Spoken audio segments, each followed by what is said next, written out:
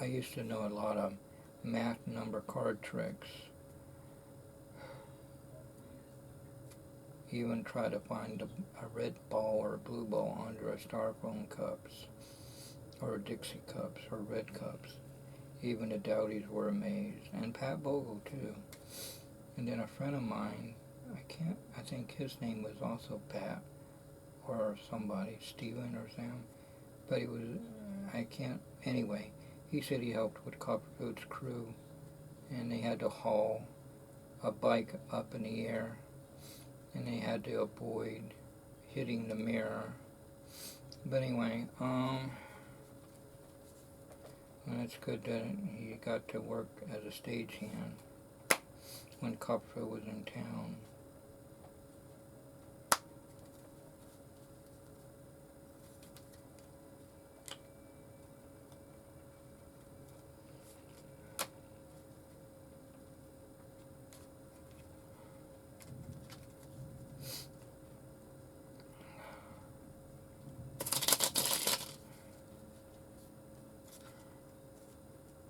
Anyway, here's me doing the, like if someone sees the card, they hold on to it, and I say, put it down in here, and then I shuffle it. I don't even know if it's getting it all in or not. And then I mix it up even more. As you can see, it's called the sloppy shuffle. You got some back face, you got some that's back to back and face back. If I cut back to back, snap my fingers, all the cards are face down, but one card is face up among the face down. It should be your card. It's face up, and they say, yeah, how'd you do that?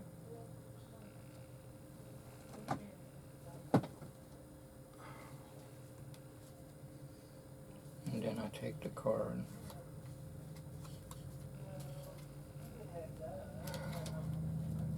And now it's changed to a different card. It changed into the king.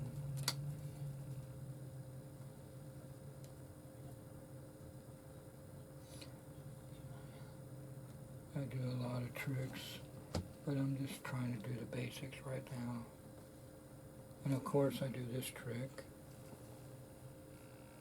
But Tori Asher, who's a good artist, he can do this trick better than me. He does it by the thumb, and I can't do it by the thumb.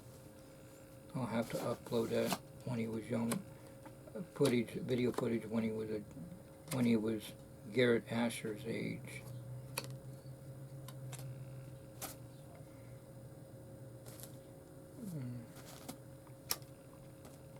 Oh, by the way,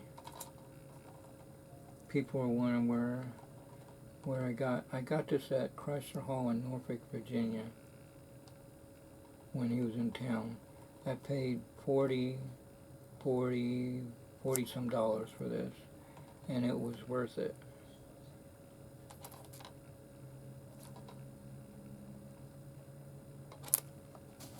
And I made a copy, but to my youth director, Mark Taylor. He has a busy schedule, and his kids, Paul Taylor, Paul Taylor, and Andrew Taylor, and his daughter, Sherry Taylor, they wanted to see the Copperfield at Chrysler Hall, and they never could do it. So I did them a favor. Since I can make copies of this, which I'm glad magicians, no matter what kind of DVD or VCR, you can make copies because it's freely sharing to keep the knowledge going. And YouTube is now freely sharing. And Copperfield is thinking of making a DVD collection of all his specials, which I've been praying he would do that. And even magicians ask him one-on-one, one about the situation about the pandemic virus. And Copperfield, who's a Christian, born again Christian, said, looking up, saying we need to pray.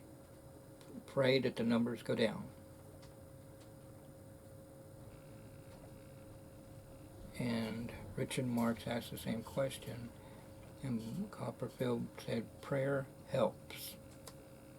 Pray, in other words, pray to Jesus, Christ, Lord, Savior, God. He's connected to Onderkohl, and Onderkohl is also a born-again Christian. He and Copperfield know that what Jesus did was real, and what God gave the disciples is real too. It gave them the power in those Bible days to do those miracles. See, Jesus did miracles. Mike Rock said, I know the answer. They do illusions like the Statue of Liberty, and what Jesus done was miracles. I said, that's it, Mike. That's it, Mike Rock. That's the key, yeah. But that's what I don't understand. Nothing against magicians today, but they call a magic trick or an illusion a miracle. It's not a miracle. Maybe I'm not reading. Maybe their miracle is not the way like a Jesus miracle, because when Jesus does miracles, it's the real deal. What we do is an illusion. Even Mark Wilson says, what we do is an illusion. But the real magic is when you give to help these children to survive. Now that's real magic. Even Frank Troy says, I do all these illusions, make taint Spanish and show you how it's done using a lighting scheme, dilating the eyes. That's the same thing for the Statue of Liberty, added with a turntable or raise it up higher in the air, the sun meets the horizon. But I know it's all entertainment. But Jeffrey Maskin took it one step further. He used it to save lives in war. Now that's real magic. But anyway, Steve Cohen did the same thing with a Jeep. Made it disappear, right, using a lighting scheme the same way with the Statue of Liberty. Onderkohl helped out, and John Gahn built it. Don Wayne helped out. Ed Alonzo helped out. Pan Am Helicopter, and Boris Ranger understood the situation, even made a model of the turntable. Anyway, they have a duplicate ring of lights. The searchlights aim over that way, fog machine over that way. They cut the statue's lights off and the ring of lights off. But one thing I noticed, that they also cut on the purple lights in the crown. And when you have black lights and a black background, it makes perfect darkness. Black art lighting is called dead black against dead black, is absent of shadow. It's invisible at night, unless you use a night vision plus, and infrared and all that other stuff. But other than that, it's perfect cloaked. And anything bright colors, white gloves or pretty different rainbow colors, Roy G. Biv, neon colors, will stand out like a neon light. But the statue's right behind it. The tower from our point of view, watching on TV or YouTube, it would be on the left, but it would be the audience, if they were looking, and to the crowd, it would be the right tower. But when we look at it, it's our perspective, it's the left. But if they were looking at the audience, then if we were looking at the audience, then it would be the right tower, and that would be the left tower. But it would be right behind the right tower. But from our perspective, from the TV's point of view and YouTube, looking at it, like the audience is looking at it, even though the turntable is moving, it's right behind the left tower. Even from Copperfield's perspective, it's really the right tower. But from our perspective, It's the left tower. I think you understand what I'm trying to say. Anyway, you got all those lights that night blind your eyes. I've seen that illusion myself. I take a flashlight and aim it like this, and I can't see the person's head, but I see the body. Likewise, if they took the flashlight, aimed it at me, and they said, "Bill, I can't see your head, but I see your body." And one time when I came back,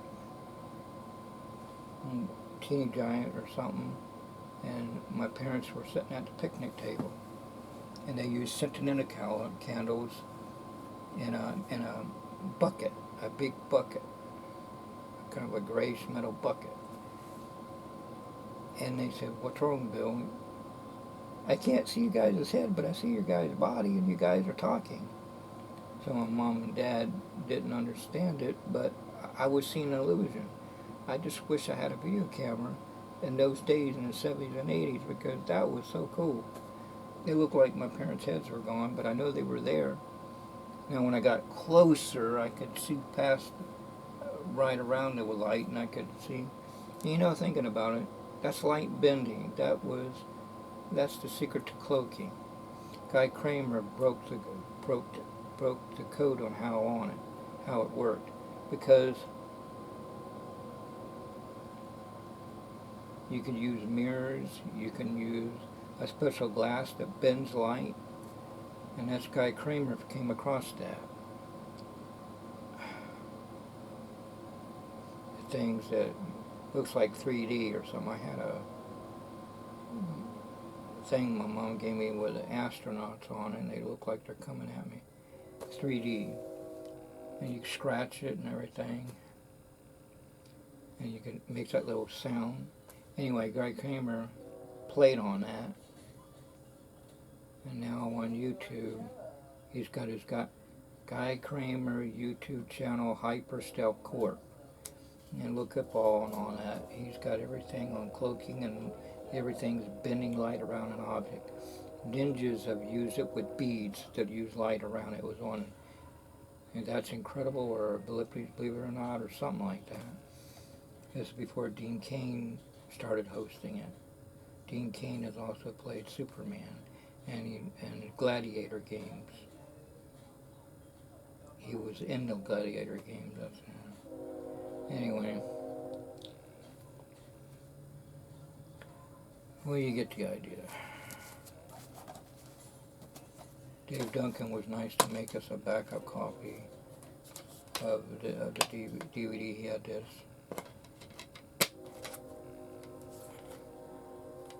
But he got one first before we did. And then the next time I went, and Tommy went, I got this. Eugene got a souvenir shirt and a program. He was really excited. He was so excited, you'd think he won the lottery. That's how he enjoyed the Copperfield show.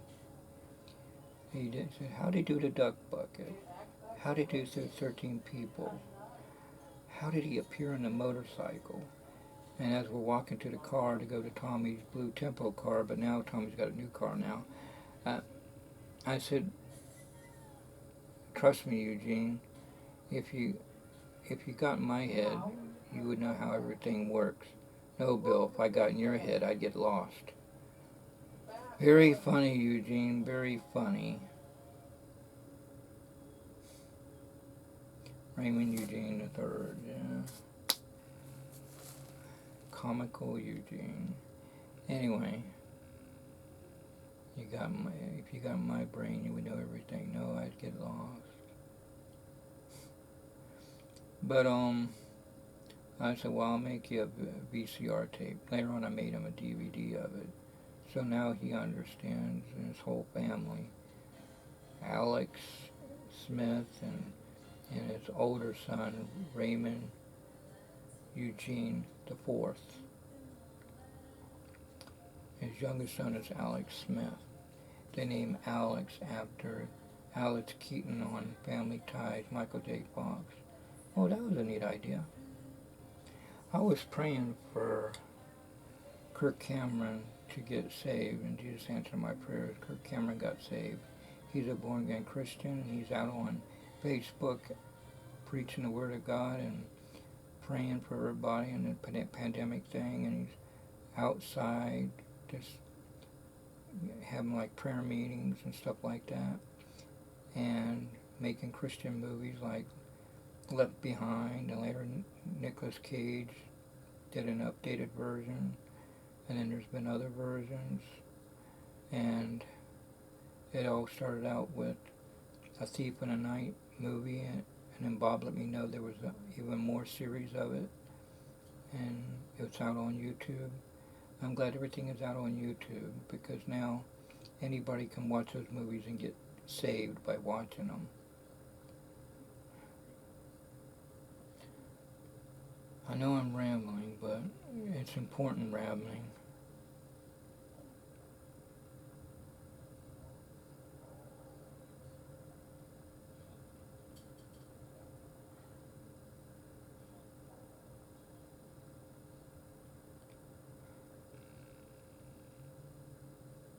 I like Wayne Berry. He coined me a walking magic book full of knowledge. Thanks, Wayne Berry. I gotta remember that. I'm a walking magic book.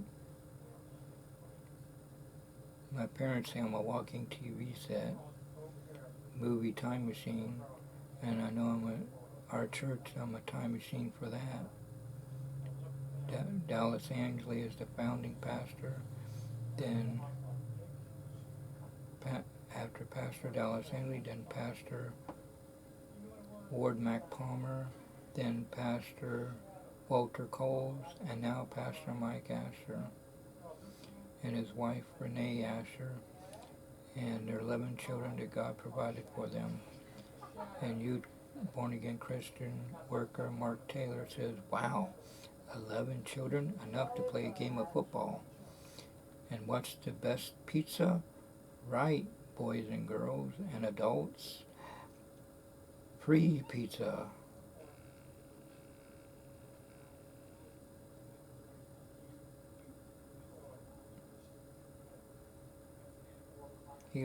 Mark likes to joke around and fun. He calls the teenagers his minions. Tori Asher is the only smart one. Even Mark Taylor said that. I like to say one thing. Tori Asher was the only smart one. And my mom Darlene said, that's because he knows he'd be the one picking up all those plastic forks and spoons and planted in the ground. Because I like how Pastor Astor said, that's strange, I woke up this morning and I had a new set of flowers growing in my yard. Anybody know anything about that? What happened was the teens had an activity, and Mark Taylor stopped at the Asher family's house and decided to be the Joker clown that he is, and use his minions to do his bidding to put those plastic forks and spoons in the ground like flowers. And Tori Asher didn't touch it with a 10-foot pole. And my mom was like, that's because he knows he'd be the one picking them up. Because Mr. Taylor said, I'd like to let everyone know that Tori Asher was the only smart one. And we all laughed.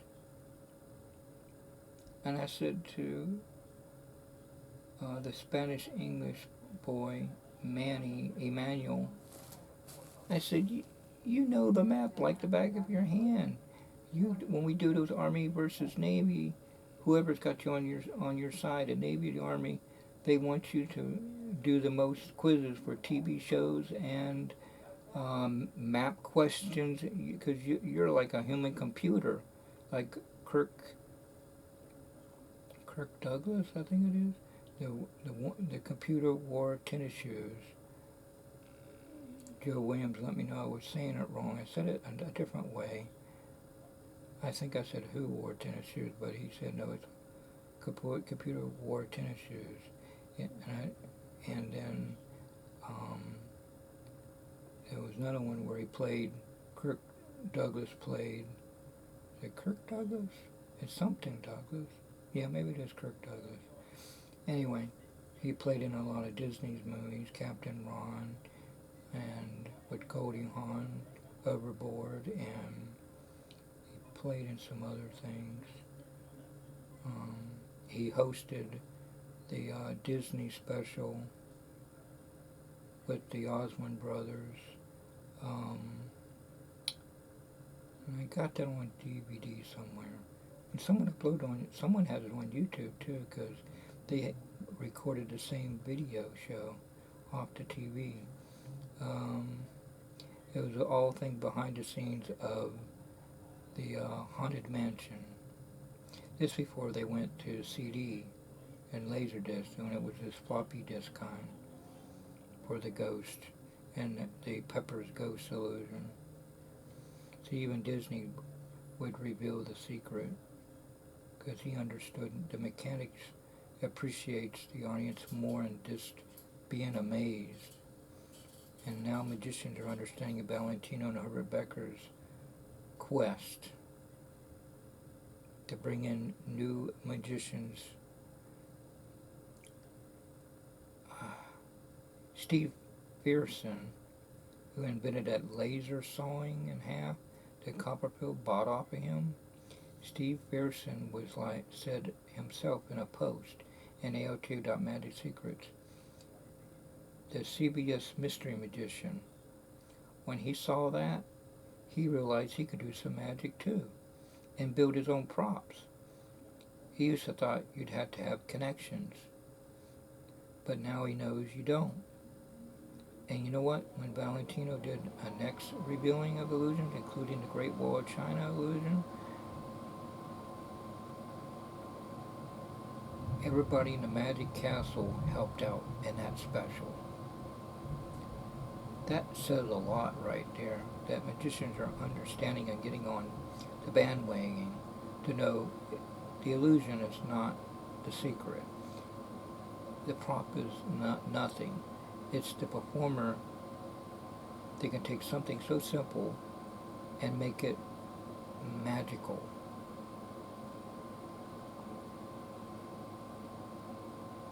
But like I said, Undercoat Copperfield says, what Jesus done is real. What they do is what they do themselves is 1,000 pounds of equipment and big, large Mack trucks, or what do you call it, 18-wheeler trucks. You don't see those behind Jesus or the disciples.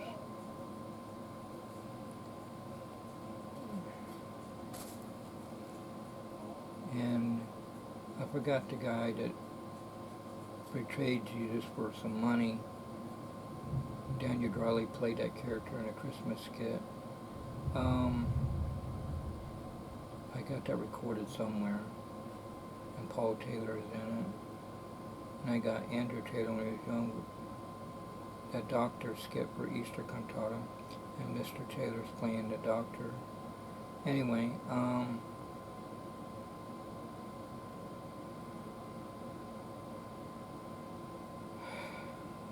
anyways, a lot of salvation messages. He even edited Reasons was in 2 plays, Easter Cantata and a Christmas Cantata, 1776. If we had live streaming on YouTube and Facebook, we would have had that 1776 one. But we didn't have the technology to do that. But now we have Nathaniel Brown, Pastor Nathaniel Brown, that used to be one of the teenagers in Mark Taylor's youth group.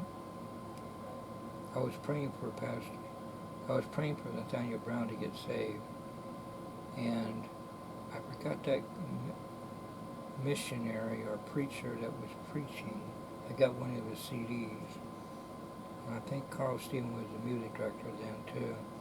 Anyway, the guy had different kind of drums and all that stuff. I recorded it, but I gave it to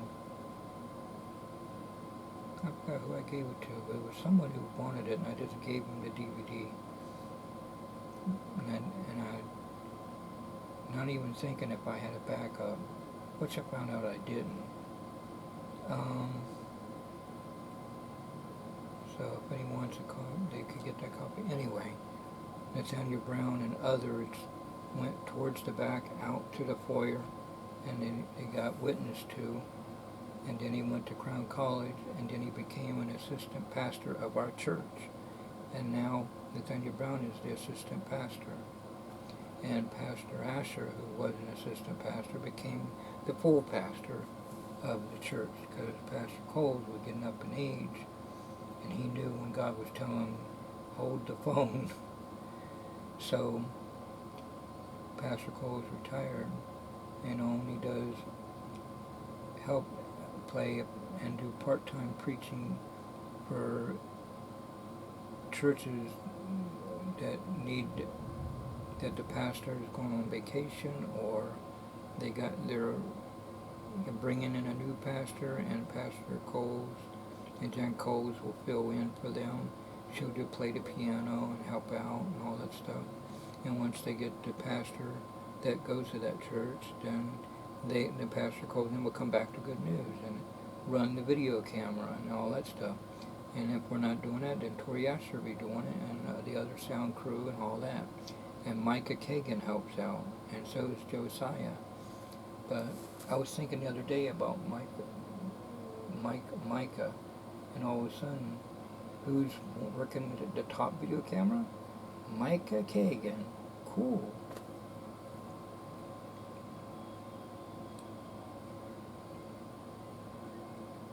Anyway, I rambled on enough. Let me see what's going on out there.